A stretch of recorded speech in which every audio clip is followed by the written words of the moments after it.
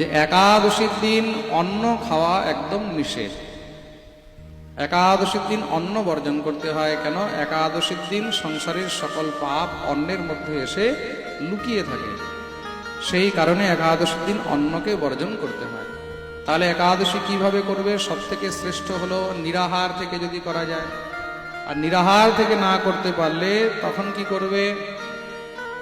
তখন এমন পরিস্থিতিতে ফলাহার করেও একাদশী করা যায়। ফল খেয়ে ফলাহার করেও যদি কেউ না করতে পারে তখন শাকাহার করবে। শাকাহার বলতে যেরকম আলু, পেঁপে, কাঁচা কলা ইত্যাদি দিয়ে একটা সবজি বানিয়ে নিল, শামা বা সাবুদানা, হ্যাঁ, বা পানি ফল যেটাকে বলি আমরা, ওইটার আটা। পানি ফল মানে কি বলে বাংলা? এটাকে পানি ফলই বলে। তো পানি ফলটাকে আবার শুকিয়ে ওইটাকে ডাস্ট করে ওটার একটা আটা হয়, ওটা দিয়ে অনেকে কিছু না কিছু বানিয়ে নেয়, পকোড়ি টকড়ি এসব অনেক কিছু বানায়, অনেকে ওটা লুচিও বানায়। তা এইসব জাতীয় দ্রব্য বস্তু দিয়েও কিন্তু একাদশী ব্রতের দিন ব্রত উপবাস করা যায়। তা শ্রেষ্ঠ হলো নিরাহার। তা নিরাহারটা হলো উত্তম একাদশী। আর যারা নিরাহার করতে পারবে না, ফলাহার, ফল খেয়ে। আর যারা এখন খালি অন্নটাকে বাদ দেয়, বাকি ভালো করে পেট ভরে খেতে চায়, তাদের জন্য শাকাহার ইত্যাদির ব্যবস্থাও বলা হয়েছে।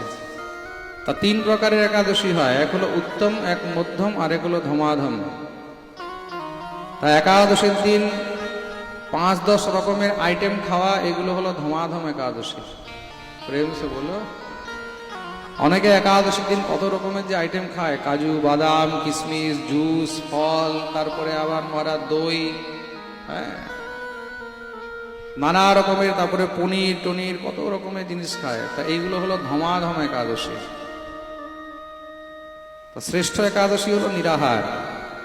তারপরে মধ্যম একাদশী হলো ফলাহার, শুধু ফল খেয়ে। তাই এবার কে কোন একাদশী করতে পারবে, সে সেই হিসাবে একাদশী করবে।